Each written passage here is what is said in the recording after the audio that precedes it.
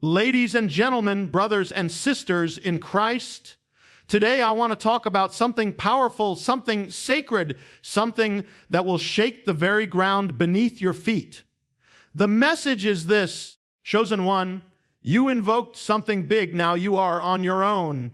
When you said, yes to the call, when you stepped into your purpose, you didn't just make a decision, you summoned destiny. You stirred heaven and you awakened the opposition of hell. You called forth a mission greater than your strength, a fire greater than your comfort, a journey that only the anointed can walk. There comes a moment in every believer's life when the applause fades, when the crowd disappears, when the mentor's voices grow silent, and you find yourself standing alone, face to face with the weight of what you've invoked.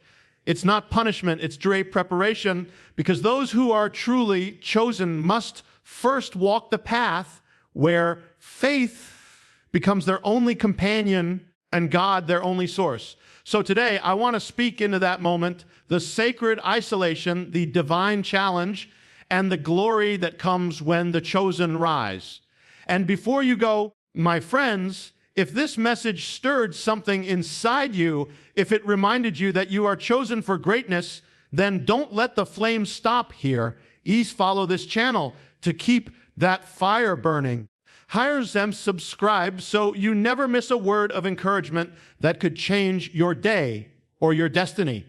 Drop us a comment and share what part spoke to your spirit, because your story might be the spark that ignites someone else's breakthrough. And when you also hit that like button, you're not just supporting a message.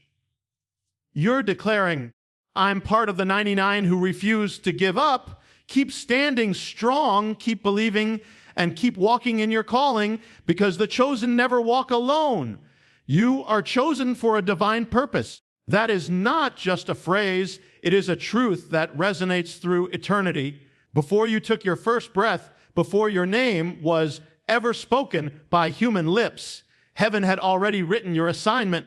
You were not born by accident, not placed randomly in this generation, not placed in your family, your city, or your struggle by coincidence. You were sent by divine design with a mission that only you could fulfill, with a light that only you could carry into the darkness of this world.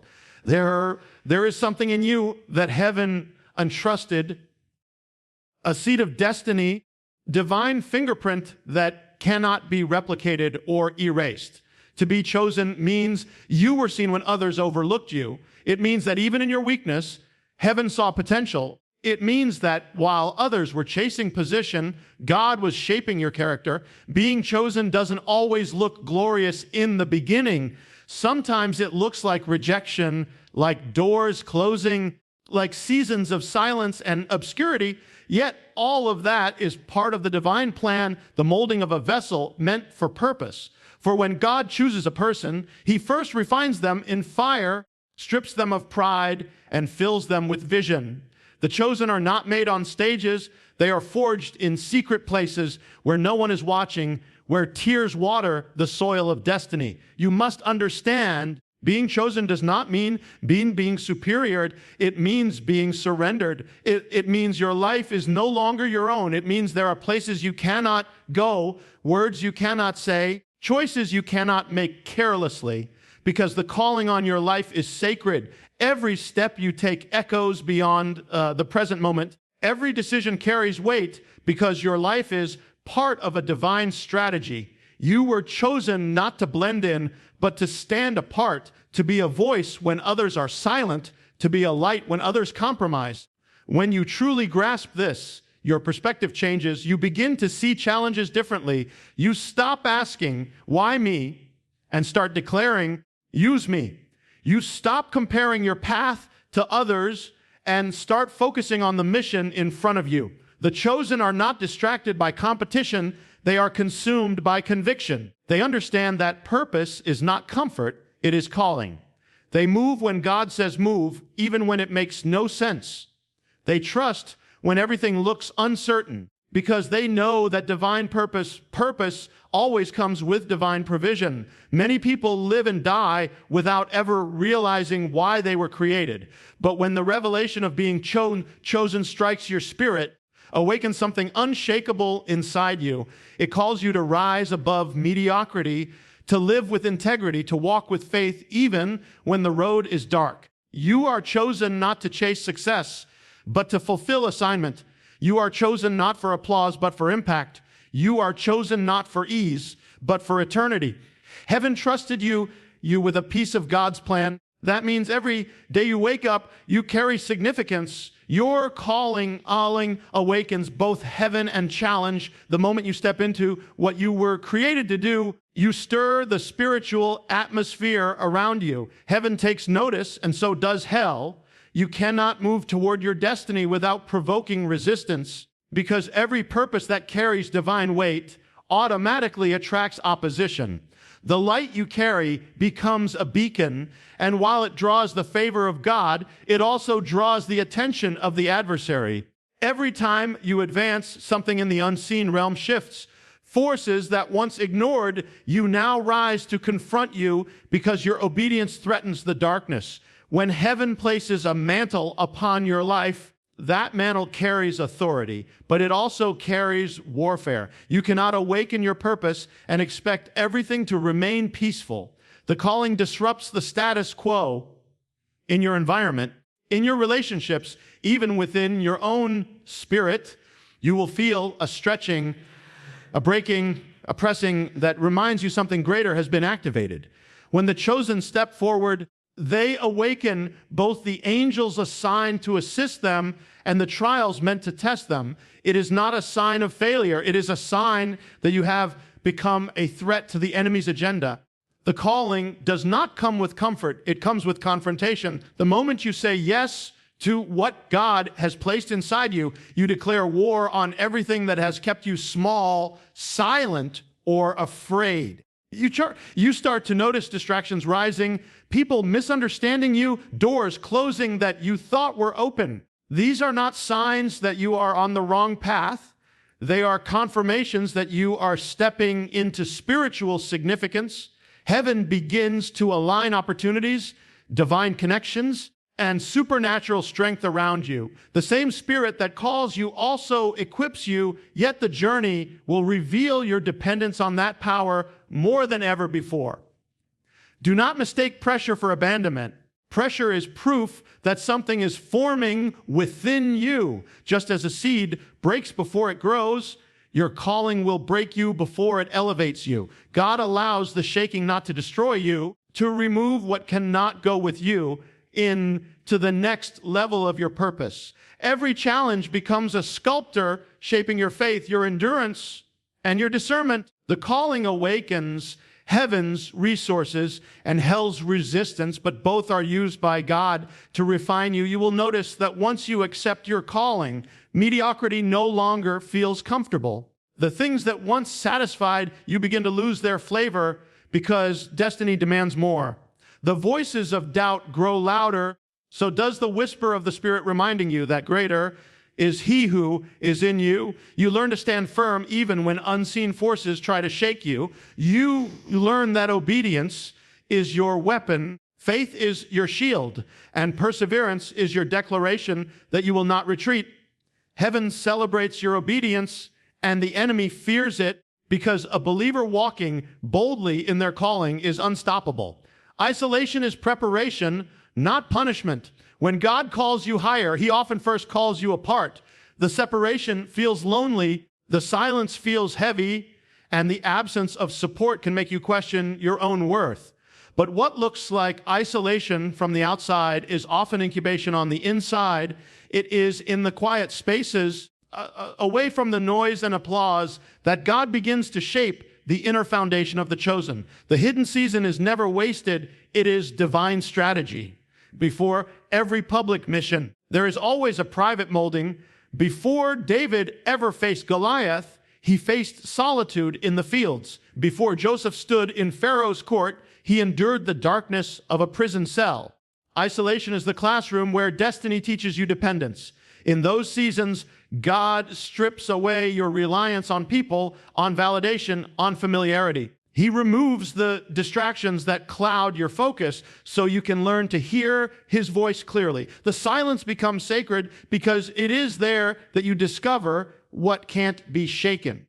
When there is no one to applaud you, you learn to move for the audience of one. When doors seem closed, you learn that not every closed door is rejection. Some are protection. Some are protection. Loneliness that feels unbearable is often the sign that God has pulled you aside for a deeper work. The hidden place is where he purifies motives, refines desires, and strengthens your spirit for what lies ahead. Many confuse isolation with abandonment, but they are not the same. Abandonment leaves you empty. Isolation fills you with purpose. It is the season when heaven works silently on your behalf, preparing opportunities that your eyes have not yet seen. You may feel forgotten, but you are actually being focused. God will often hide his greatest warriors until the appointed time, not because they are unworthy, but because premature exposure can destroy unprepared potential. Cocoon looks like confinement to the caterpillar, but it is the only place where transformation can happen. In isolation, you learn endurance. You learn to pray when you don't feel strength, worship when you see no change, to believe when everything around you looks impossible. You learn that strength does not come from recognition, but from revelation. God allows seasons where he is the only one who understands your process, so that you will not mistake human applause for divine approval. The deeper the calling, the deeper the season of separation. He isolates you not to punish you, but to insulate you, to preserve the purity of what he has placed within you. Every great movement begins with a hidden moment. Silence you are experiencing now is the soil where purpose takes root. The waiting you despise is the womb of the future you have prayed for. While the world moves ahead, you are being prepared to move differently, with depth, with clarity, and with power. The chosen always walk through a wilderness before they enter their promise, because isolation is God's way of preparing them for influence. Faith grows strongest when you walk alone. True faith is not built in crowds or comfort, but in the moments when every familiar support has been stripped away. It is easy to declare belief when the path is clear and the blessings are visible, but faith reaches its truest form when the road is uncertain and you must step forward without sight. It is in the solitude of struggle that your belief is tested, stretched, and proven. When no one else understands your journey, when encouragement is scarce, and when the outcome looks impossible, that is when faith takes root beyond emotion. Walking alone is never easy, but it is divine training. God uses those seasons to teach you that faith is not a feeling, it is a decision to trust even when logic screams otherwise. When you walk alone, you are forced to depend entirely on the unseen hand of God. You learn that his promises are not theories but anchors. Every step you take in uncertainty becomes an act of worship, a declaration that you believe in his word more than in your circumstances. It is the unseen steps that shape spiritual giants. Those who walk alone with God walk paths that others fear to trade. Solitude clarifies your vision, deepens your prayer, and strengthens your discernment. It teaches you that faith is not about avoiding storms, but about walking through them with peace. When you no longer have people to rely on, you discover that God's presence is not just near, it is enough. You begin to realize that the silence is not absence, it is an invitation to listen closer. Every unanswered question becomes an altar where faith is refined. Many mistake loneliness for abandonment, but faith knows better. Faith whispers that even in the valley, you are not forgotten. Faith teaches that the wilderness is not a detour, it is destiny's workshop. When you walk alone, you are being trained to stand when others fall, to believe when others doubt, to endure when others quit. You learn that victory begins in invisible places, in private prayers and midnight tears that no one sees but God records. That God records. The greatest testimonies are born from solitary journeys. Abraham walked away from everything familiar to follow a promise he could not yet see. Moses spent 40 years in the desert before leading a nation. Jesus himself often withdrew to lonely places to pray, showing that solitude is not weakness. It is power under preparation. The moments when you feel most alone are often the times heaven is closest, molding your spirit into something unbreakable. Faith does not grow in the noise of approval, but in the quiet of surrender. It matures when the path is unclear and you choose to move anyway. When you walk alone, your faith stops being dependent on others' voices and becomes rooted in your own revelation of who God is. That is the kind of faith that cannot be shaken by storms or stolen by fear. The faith that endures when everything else fades. The faith that transforms isolation into intimacy with the Creator.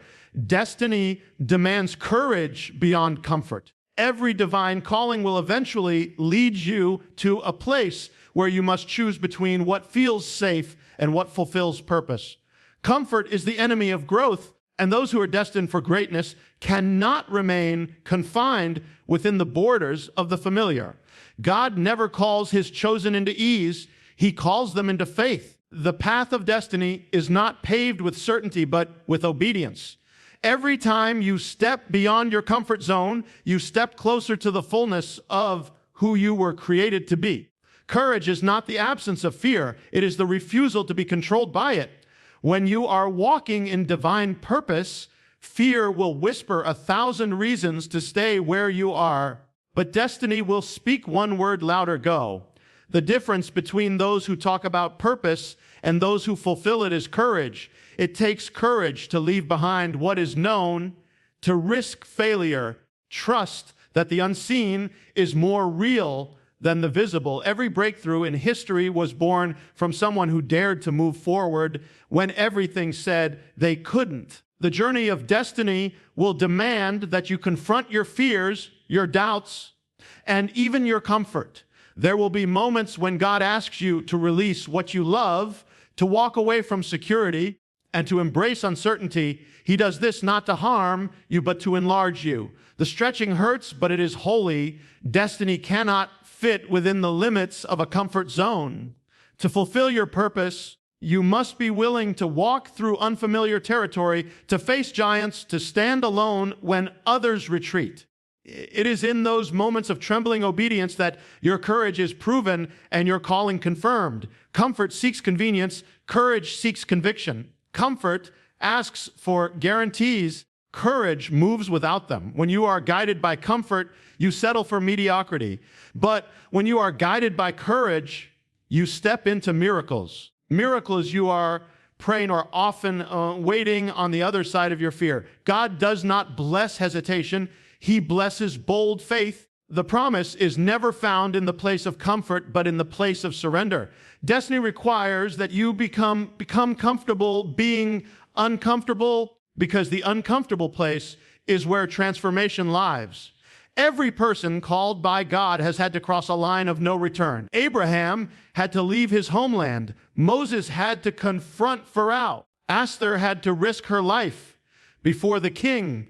Courage was their passport into destiny. They didn't wait for perfect conditions. They moved with imperfect confidence in a perfect God. Same God who called them is calling you to trust that if he led you to it, he will lead you through it. Courage beyond comfort is what separates the ordinary from the anointed. It is the decision to move forward even when your knees shake, to believe even when your heart doubts, and to obey even when you don't understand. It is in those moments that heaven takes notice and the impossible becomes possible, because destiny always bows to the brave. The chosen rise through fire, not ease. Every destiny that carries weight must first be refined by heat. Fire has always been the language of transformation. It burns away the unnecessary, it purifies the heart, and it strengthens what remains. Those who are chosen cannot avoid the flame, because the flame is where authenticity is forged. God does not send the fire to destroy you, but to define you. Moments that feel unbearable are often the very ones shaping your inner strength, proving your faith, and preparing you for elevation. Ease never produces endurance, but trials produce unshakable trust. The fire reveals what is real.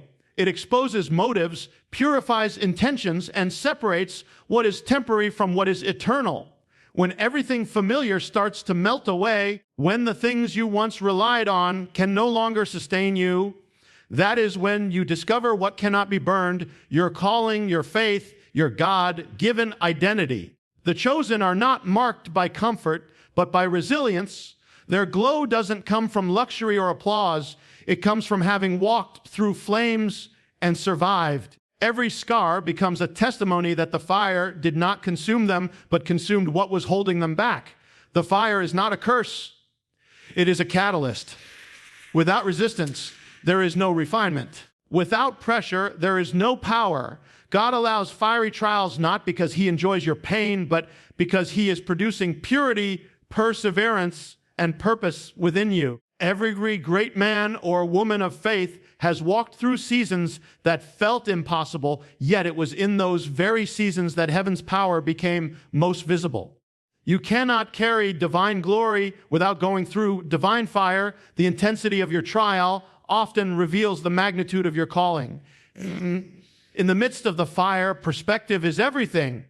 If you focus on the pain, you will feel defeated. If you focus on the purpose, you will be strengthened. Fire teaches you dependence on God's presence because it is only his hand that sustains you in the heat. Just as gold is refined until every impurity is gone, your faith is refined until it reflects his nature.